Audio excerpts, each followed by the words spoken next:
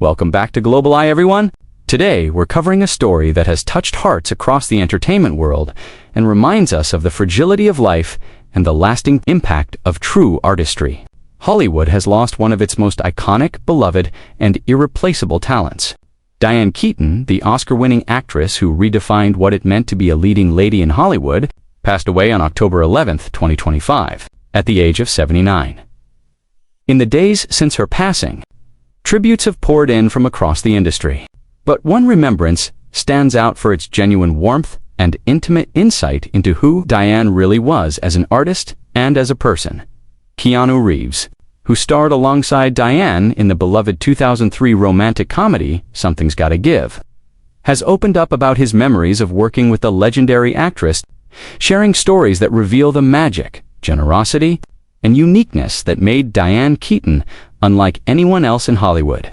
From their on-screen chemistry that fans still talk about decades later, to witnessing her legendary sparring sessions with Jack Nicholson, Keanu's reflections offer us a window into the brilliance of an actress who truly was one of a kind. If you're new here, please subscribe and hit that notification bell because we're going to take a deep dive into Diane Keaton's extraordinary career, her unforgettable collaboration with Keanu Reeves, and the legacy she leaves behind that will influence generations of actors to come. This is more than just a celebrity tribute. This is a celebration of an artist who changed cinema forever. Let's begin. On the morning of October 11, 2025, the Los Angeles Fire Department received a call to Diane Keaton's California home at 8:08 a.m. local time. She was transported to a local hospital, but tragically, the beloved actress who had graced our screens for over 5 decades passed away at age 79. The news sent shockwaves through Hollywood and around the world. A spokesperson for her family asked for privacy during this moment of great sadness, and details about her cause of death have been kept private, respecting the family's wishes during this incredibly difficult time. Within hours of the news breaking, tributes began flooding social media from directors, co-stars, and fans whose lives had been touched by Diane's work. Woody Allen, who directed her to an Oscar win in Annie Hall, wrote that it's grammatically incorrect to say most unique, but all rules of grammar are suspended when talking about Diane Keaton, calling her unlike anyone the planet has experienced or is unlikely to ever see again. Her First Wives Club co-stars Bette Midler and Goldie Hawn shared emotional remembrances of a woman who was not just a colleague, but a dear friend. Ellen DeGeneres called her an icon and a hero, remembering how connecting with Diane on her show was always a surprise, always fun, because Diane was truly one of a kind. But perhaps no. Tribute captured the essence of working with Diane quite like the one from Keanu Reeves, who had the privilege of not only acting alongside her, but witnessing her process up close during the filming of Something's Gotta Give over 2 decades ago. At a screening of his new film Good Fortune in New York City on October 13th, Keanu took time to share his memories of Diane, and his words painted a picture of an artist who was as generous as she was talented, as unique as she was professional, and as memorable off-screen as she was iconic on it. When asked about Diane Keaton at the screening of his new film, Keanu Reeves didn't hesitate. His description was immediate, heartfelt, and reverent. He called her a total pro, saying she was very nice to him, a generous artist, and a very special, unique person. In an appearance on The Late Show with Stephen Colbert that same week, Keanu expanded on these thoughts, telling the host and audience that we all know what an extraordinary, unique, special person and artist Diane is, was, and is. That deliberate use of multiple tenses was and is speaks volumes about how Keanu views Diane's legacy. She existed in the past, yes, but her impact continues in the present and will endure into the future.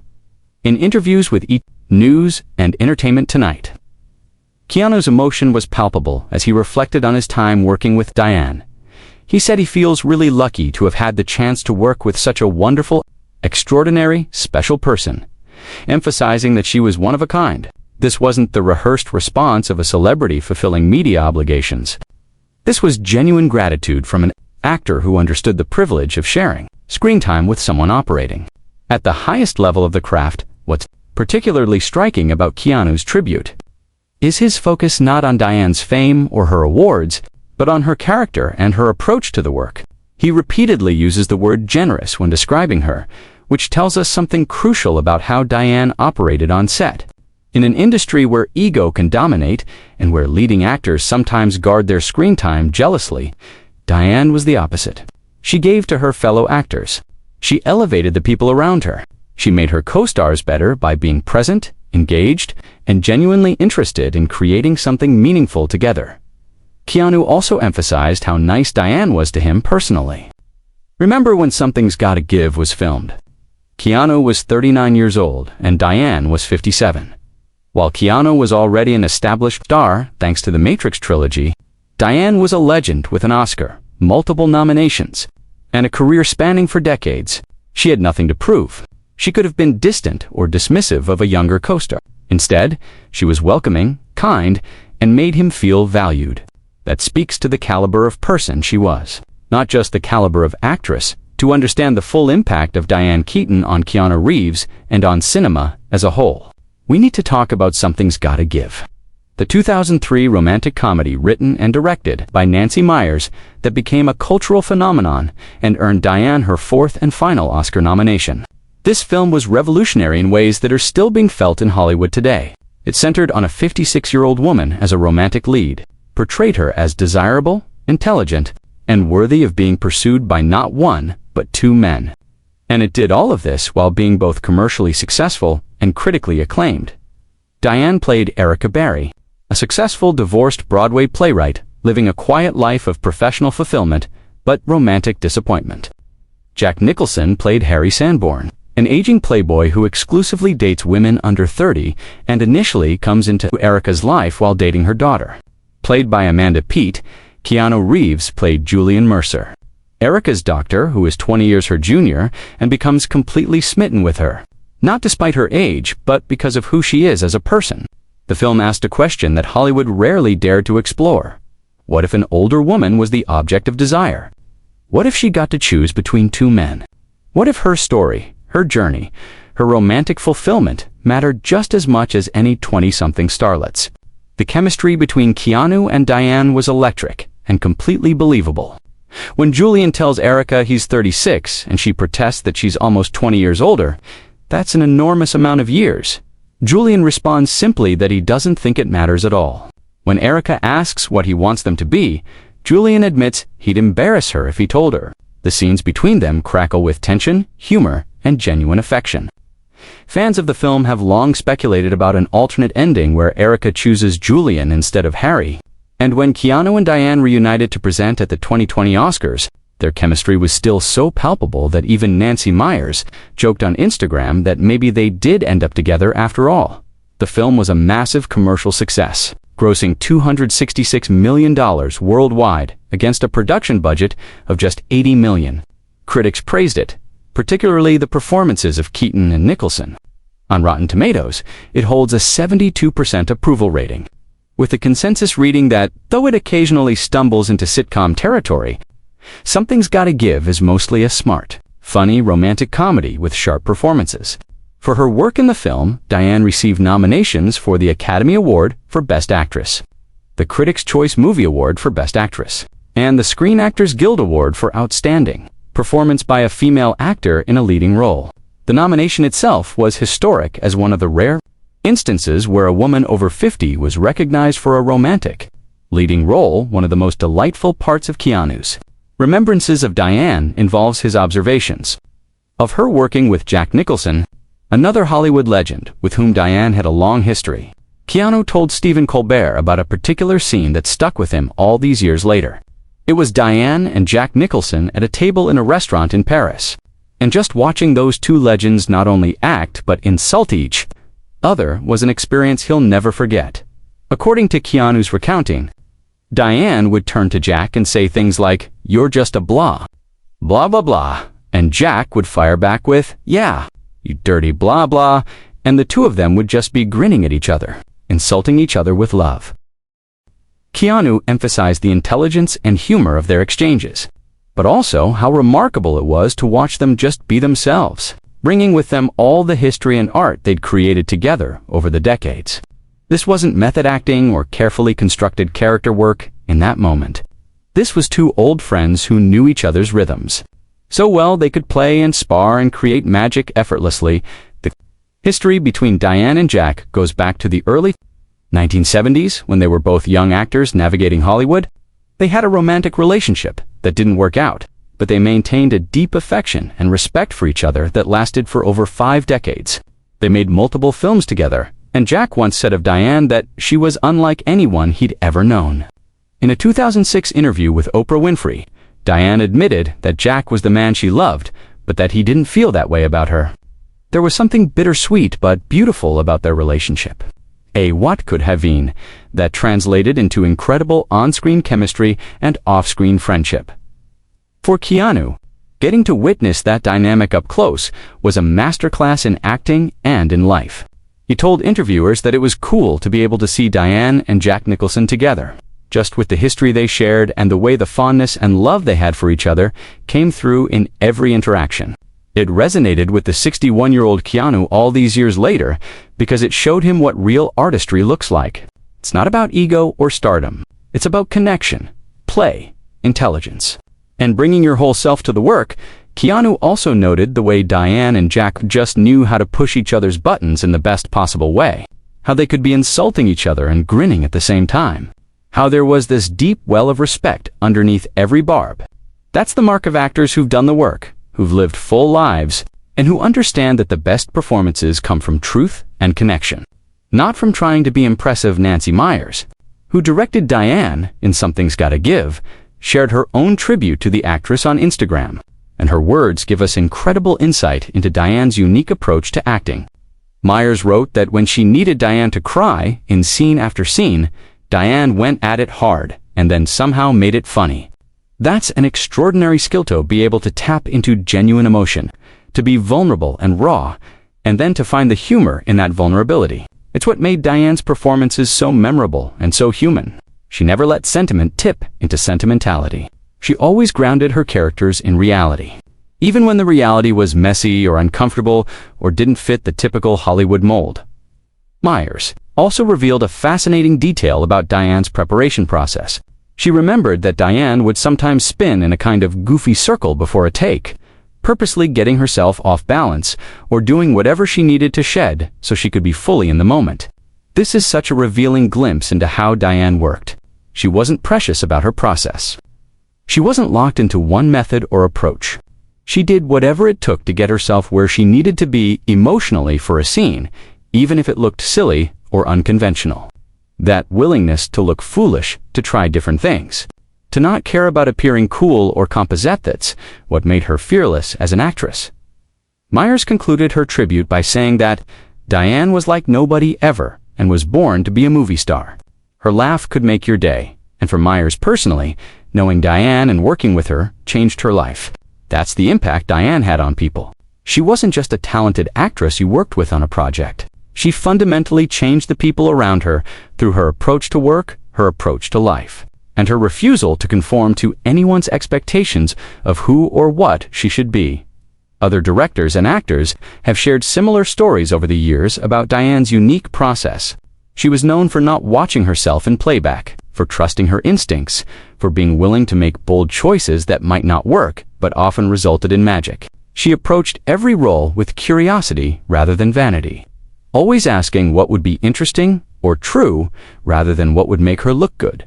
In an industry obsessed with image and control, Diane's willingness to be messy, to be vulnerable, to be real, set her apart and made her irreplaceable.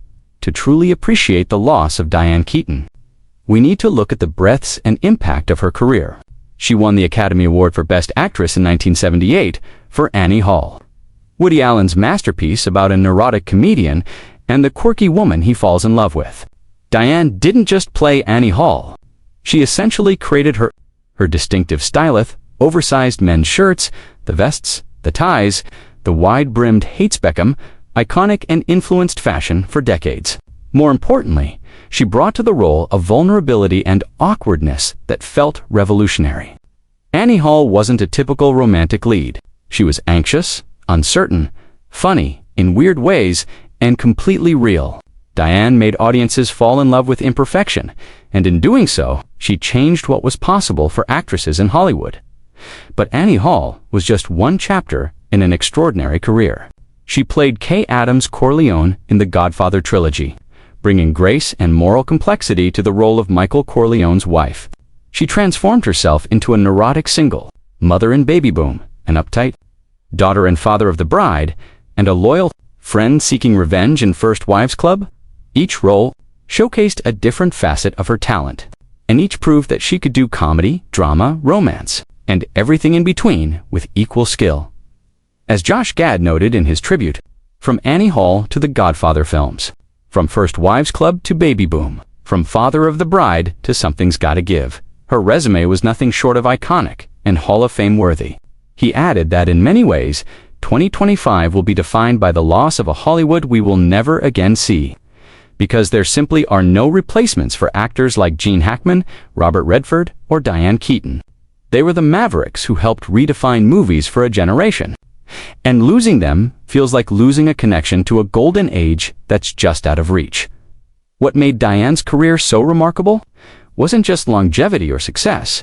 It was the way she consistently chose interesting projects over safe ones, the way she supported other actresses and advocated for better roles for women, and the way she proved that an actress could have a thriving career well into her 50s and 70s if the industry would just give women the same opportunities afforded to men.